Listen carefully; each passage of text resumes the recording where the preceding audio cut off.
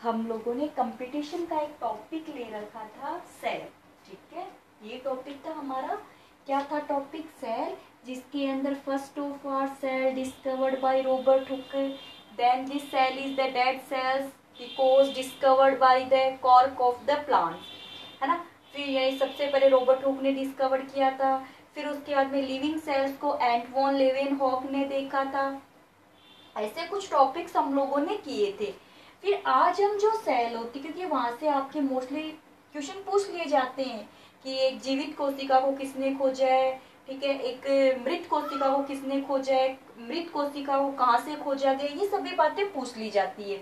आज हम बात करेंगे, इसकी संरचना ले रहे थे फिर, तो इसकी स्ट्रक्चर या फिर इसकी संरचना की बात करते हैं। तो देखिए, कोई भी सेल्स होती है, तो मैं एक बार ऐसे बना देती हूँ, जैसे कोई भी सेल्स है तो उसमें बाहर की तरफ एक थिन मेम्ब्रेन यानी पतली सी झिल्ली या थिन मेम्ब्रेन पाई जाती है।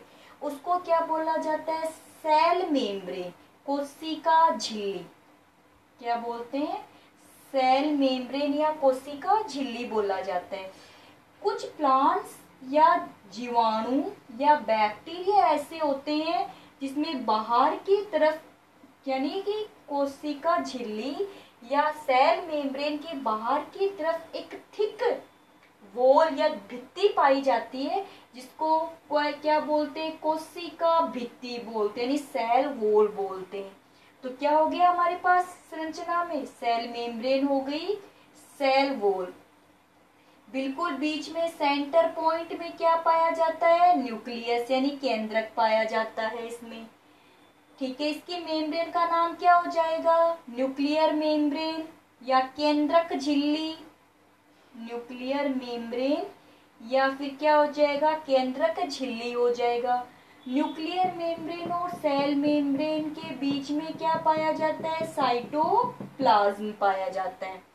आज हम जो टॉपिक लेंगे वो क्या लेंगे? वो सेल मेम्ब्रेन का लेंगे, बाकी की बात अपन बाद में करेंगे।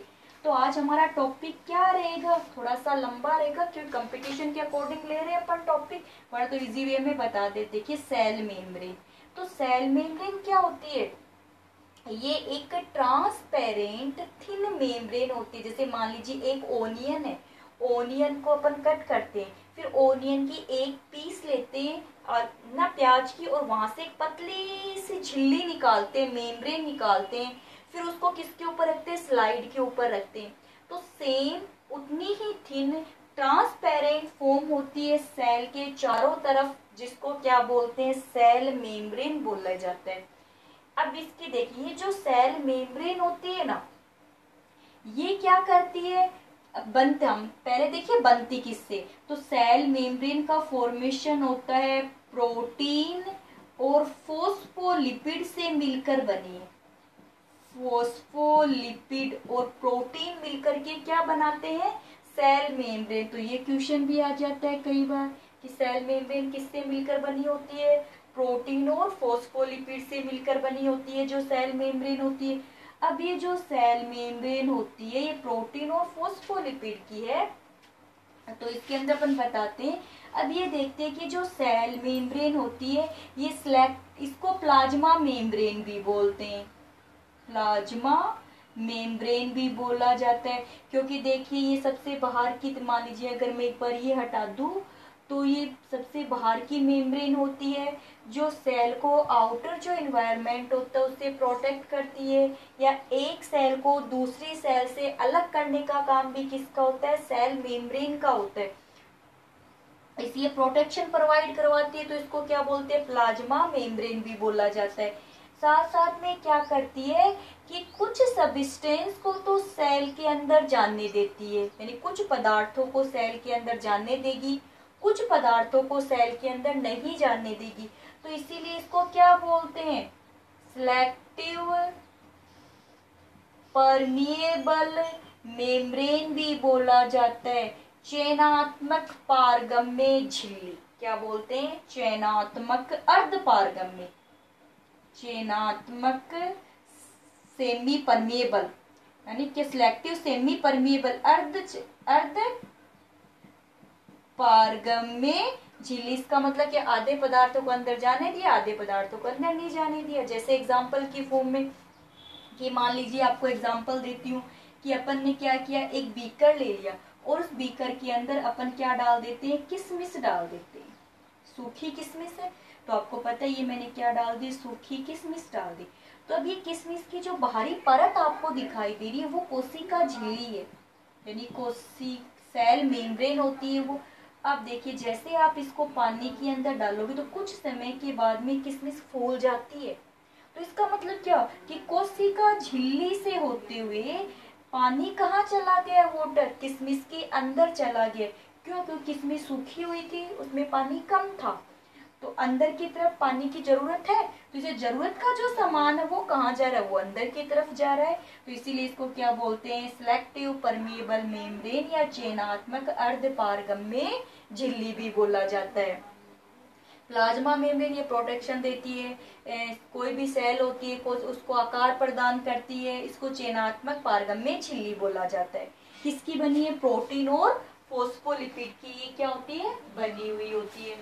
फिर ये अपन इसकी ना स्ट्रक्चर की बात करते हैं, इसकी स्ट्रक्चर कैसी होती है। तो देखिए इसकी स्ट्रक्चर की जब भी अपन बात करेंगे, अब ये थोड़ी ठीक है, इसकी अपन क्या करते हैं, स्ट्रक्चर की बात करते हैं। तो स्ट्रक्चर की करेंगे तो अलग अलग साइंटिस्ट ने अलग अलग स्ट्रक्चर बताई है इसकी।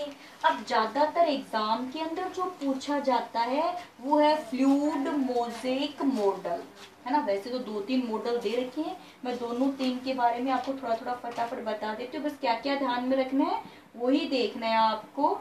देखिए एक इसकी सेल मेम्ब्रेन की संरचना में सबसे पहले जो मॉडल आता है वो आता है सैंडविच। सैंडविच क्या मॉडल हो जाएगा, सैंडविच, WITCH, सैंडविच क्या हो जाएगा, WITCH, सैंडविच मॉडल। देखिए सैंडविच मॉडल के अंदर क्या होगा, अब देखिए आपको पता है प्रोटीन, हाँ दिया किसने पहले ये देखिए, क्योंकि एग्जाम के अंदर यही पूछा जाता है किसने दिया है। तो किसका दिया हुआ है, डेवेंशन व डेनिली, किसका दिया हुआ है, डेवेंशन व डेनिली, डेवेंशन व डेनेविली, ठीक है। डेवेंशन व किसका दिया हुआ है, डेनी वैली, डेनी वैली, डेवेंशन और डेनीवली का ये आप ध्यान रखना, किसका दिया हुआ है, डेवेंशन व डेनीवली का दिया हुआ है। कब दिया था, 1935 में दिया था। डेवेंशन और डेनीवली ने कब दिया था, 1935 में। अब देखिए नाम देखिए, सैंडविच, सैंडविच आपकी देखी हुई ना, ऊपर ब्रेड, ऊपर नीचे ब्रेड और बीच में बटर लगा देते हैं ना, ऐसा ही करते हैं सैंडविच के। तो इसमें भी सेम ऐसे ही करना है, ऊपर और नीचे की जो लेयर बनेगी वो तो बन जाएगी प्रोटीन की लेयर, और बीच में क्या लगा देंगे, फॉस्फोलिपिड। लीजिए सैंडविच बन गई, बस इतनी सी ध्यान में। ऊपर नीचे किसकी लेयर हो जाएगी, प्रोटीन की, यानी ऊपर वाली लेयर भी प्रोटीन की, नीचे वाली भी प्रोटीन की, बीच में जो 2 लेयर बनेगी वो 2 लेयर किसकी बन जाएगी, फॉस्फोलिपिड की बन जाएगी। इतनी बस आपको ध्यान में रखना होता है। फिर अगर अपन इसकी लेंथ के बारे में देखते हैं तो टोटल लेंथ कितनी बताता है सैंडविच मॉडल, 75 एंगस्ट्रॉन बताता है, जिसमें से 35 तो क्या हो गई, फॉस्फोलिपिड की, और 20 किसकी हो जाएगी, 20 एंगस्ट्रॉन ये और 20 एंगस्ट्रॉन ये हो जाएगा। तो बस इतना ध्यान में रखना है। फिर उसके बाद में एक दे रखा है यूनिट मेम्ब्रेन मॉडल, रॉबर्टसन का है, यूनिट मेम्ब्रेन मॉडल दे रखा है। तो यूनिट जो मेम्ब्रेन मॉडल होगा वो किसका दिया हुआ है, रॉबर्टसन का, वो था डेवेंसन डेनवेली का, ये रॉबर्टसन का है। ये कब दिया था इसने, 1950। देखो यूनिट मान ली एक प्रोटीन की लेयर, एक लिपिड की, ठीक है, फिर लिपिड की, फिर प्रोटीन की। आगे बात समझ में, पहली मान लीजिए ये लेयर किसकी आ गई, प्रोटीन की, ये लिपिड की, फिर लिपिड की, फिर ये प्रोटीन की लेयर बन गई। तो क्या मतलब हो गया यूनिट, ना, यूनिट मेम्ब्रेन एकक, इकाई, एकक झिल्ली सिद्धांत, हिंदी में क्या बोलते हैं, एकक झिल्ली सिद्धांत। तो रॉबर्टसन का 1959 में एक प्रोटीन फोस्फोलिपिड और प्रोटीन, इसकी भी जो उन्होंने लेंथ कितनी बताई थी, 75 एंगस्ट्रॉम ही बताई थी। चलिए अब जो मेन पॉइंट आता है वो है फ्लूइड मोज़ेक मॉडल। ये एग्जाम में आता है, इससे तो ना पूछा जाए, यानी तरल मोज़ेक सिद्धांत, तरल, ये काफी बार पूछा भी गया है, मोज़ेक सिद्धांत, fluid mosaic theory, fluid mosaic theory. चलिए फ्लूइड मोज़ेक थ्योरी सबसे पहले तो किसने दी, तो किसकी दी हुई है ये थ्योरी, सिंगर एंड निकोलसन की, सिंगर एंड निकोलसन की ये थ्योरी दी हुई है। किसकी दी हुई है, सिंगर एंड निकोलसन, ये हो गया इंग्लिश में निकोलसन। अब कब दी हुई है, 1972 के अंदर दी हुई है। दोनों ही क्वेश्चन पूछे गए हैं कंपटीशन में। फ्लूइड मोज़ेक थ्योरी या तरल मोज़ेक सिद्धांत किसका दिया है, सिंगर और निकोलसन का दिया हुआ है। कब दिया था, 1972 के अंदर दिए गए। अब इस थ्योरी के अंदर क्या होता है कि ये थ्योरी ये कहती है कि वही बात है, प्रोटीन और फॉस्फोलिपिड तो हमें लेना है ही। अब इस थ्योरी में क्या है, देखिए ये कहते हैं जैसे एक तो हो गया फॉस्फोलिपिड, फॉस्फोलिपिड, ठीक है, एक इसमें क्या होता है, प्रोटीन होता है। अब ये थ्योरी क्या कहती है कि फॉस्फोलिपिड तो किसकी फॉर्म में पाया जा रहा है, फ्लूइड की फॉर्म में पाया जा रहा है, ठीक है। जो प्रोटीन होते हैं, अब इसमें प्रोटीन 2 टाइप के होते हैं, ठीक है, ध्यान रखिए। फ्लूइड मोज़ेक थ्योरी के अंदर प्रोटीन को कितने टाइप्स में डिवाइड किया गया, इन्होंने 2 टाइप्स के अंदर प्रोटीन्स को डिवाइड किया गया है। एक तो अपन बोलते हैं पेरिफेरल प्रोटीन, यानी एक तो हो गया परिधि पे पाया जाने वाला, एक हो गया अंदर की तरफ पाया जाने वाला इंटीग्रल प्रोटीन, इंटीग्रल यानी कि अंदर की तरफ धसा हुआ प्रोटीन पाया जाता है।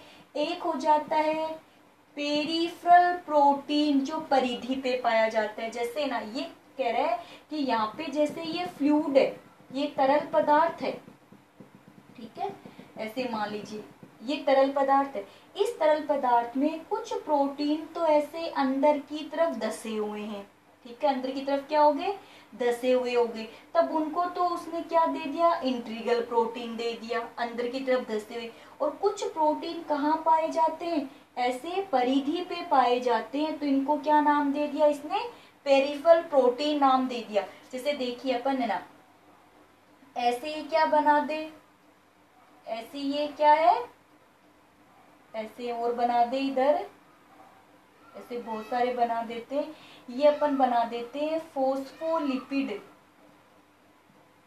क्या बन गई ये, फॉस्फोलिपिड बन जाती है ऐसे। अब जैसे मान लीजिए यहाँ पे कोई प्रोटीन हो गया, तो ये तो कौन सा हो गया, इंटीग्रल प्रोटीन हो गया, अंदर की तरफ धसा हुआ रह गया। और यहाँ पर अगर प्रोटीन पाया जा रहा है तो वो कौन सा हो गया, परिधीय प्रोटीन हो गया। अब जो फॉस्फोलिपिड है, इसकी 2 फॉर्म पाई जाती है। जैसे देखिए ऐसे ऐसे फॉर्म में बनाते हैं अपन लिपिड, ऐसे ये लीजिए ऐसे बना दिया ना। तो ये तो हो गया इसका हेड पार्ट, और ये इसका क्या हो गया, टेल पार्ट हो गया। तो एक तो क्या होता है इसमें हाइड्रोफिलिक नेचर की है, और एक इसकी नेचर क्या होती है, हाइड्रोफोबिक। देखो फोबिक यानी फोबिया, फोबिया का मतलब उसे क्या लगेगा, डर। तो एक नेचर तो कैसी है, जो वाटर के अंदर इनसॉल्युबल है, और एक नेचर कैसी होती है, वाटर के अंदर सोल्यूबल होती है। तो इसमें हाइड्रोफिलिक, तो इसका जो हेड पार्ट होता है वो पोलर रीजन होता है। हेड क्या है इसका, पोलर रीजन होता है, ठीक है। और जो अंदर की तरफ रहता है, सॉरी बाहर, हेड पार्ट है जो कैसा होगा, इसका पोलर रीजन होगा, टुवार्ड्स द आउटर साइड की तरफ रहेगा। और जो हाइड्रोफिलिक यानी ये तो क्या हो गया, हेड तो क्या हो गया, हाइड्रोफिलिक हो जाता है। हाइड्रोफोबिक कौन सा हो जाता है, टेल। यानी टेल क्या है, हाइड्रोफोबिक, जो वाटर के अंदर क्या होता है, इनसोल्यूबल होता है। इसके अंदर कोई भी दो पार्ट पाए जाते हैं। पहले एक ऐसे बना दिया, ये लीजिए, इसके दो पार्ट बना दिए अपन ने, ठीक है। इसका जो हेड वाला पार्ट होता है ना, ये तो रहता है बाहर की तरफ, हेड वाला पार्ट। और ये कैसा है, हाइड्रोफिलिक है, यानी पोलर है टुवर्ड्स द आउटर साइड, और hydrophobic tails towards the inner side. तो ये टेल हो गई, तो टेल कैसी है, हाइड्रोफोबिक, यानी वाटर के अंदर इनसोल्यूबल है, ठीक है। ये कौन सा पार्ट हो गया, हेड पार्ट हो गया। और ये वाटर के अंदर क्या होता है, सोल्यूबल होता है और बाहर की तरफ होता है। और टेल कहाँ होती है, अंदर की तरफ होती है। जैसे अभी अपन सैंडविच एक मॉडल बनाते हैं, जैसे मान लीजिए ये ऐसे, तो प्रोटीन हो गया, ये लीजिए अंदर की तरफ हो गए ना, ये लीजिए, ये तो हेड तो हो गया बाहर की तरफ, और ये कहाँ होगी, अंदर। तो हेड तो इसका क्या होता है, हाइड्रोफिलिक, वाटर में सोल्यूबल होता है, बाहर की तरफ होता है। और टेल कैसी होती है, हाइड्रोफोबिक, जो अंदर की तरफ होती है, वाटर के अंदर इनसोल्यूबल होती है। तो ये टॉपिक था structure of the cell membrane, या सेल मेम्ब्रेन के बारे में था, जिसके मॉडल जो है वहां से आपसे क्या क्वेश्चन है, पुटअप किया जा सकता है, मॉडल से रिलेटेड क्वेश्चन आ सकता है।